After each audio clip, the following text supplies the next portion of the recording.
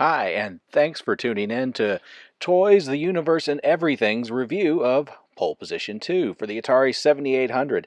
In the box, you get a poster, an instruction book, a 90-day warranty from Atari, and Pole Position 2 for your 7800 Pro system.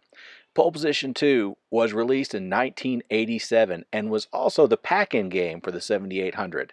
There are two label variations for this game, a black and white, and the color label that matches the box. This game is for one player. When this game was released, the ProLine controller was the default option for this game. But now, thanks to the many advances life in the future grants us, we have options. Options like a Sega Genesis pad or this little marvel I picked up at Etsy from It's All Geek 3D. Using the ProLine to play this game will hurt you. Just use the ProLines as Christmas ornaments, or use them to stir up cheese dip, or bury them in the backyard and forget about them. Remember, giving ProLine controllers to kids is equal to child abuse. This game has 4 unique tracks that require the player to qualify in a time trial before moving on to the main race. The game does not keep track of your position. Rather, it gives you points for the number of other cars you pass. As with many games of this era, it is about the number of points you score.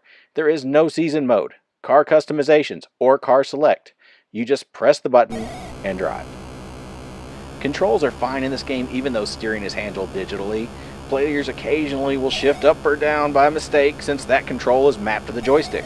I would have preferred the gas and brake mapped to the stick and the shifting to the buttons 1 and 2. Switching to a directional pad helps to avoid the accidental shift, but it is going to happen. Graphically, this is a big upgrade to the 2600 version of the original Pole Position.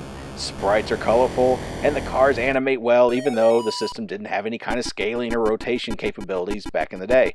In 1986, however, it didn't compare well to Rad Racer for the NES, which came out in the same year. Graphically similar, Rad Racer's hills, daytime and nighttime graphics, and car select put it just ahead of Pole Position 2 in terms of features.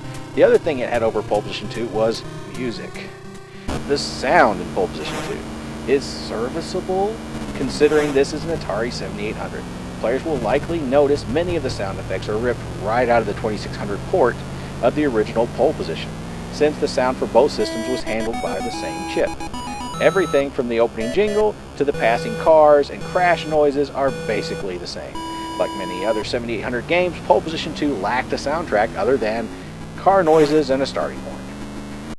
One thing players won't be able to say is that Pole Position 2 is easy.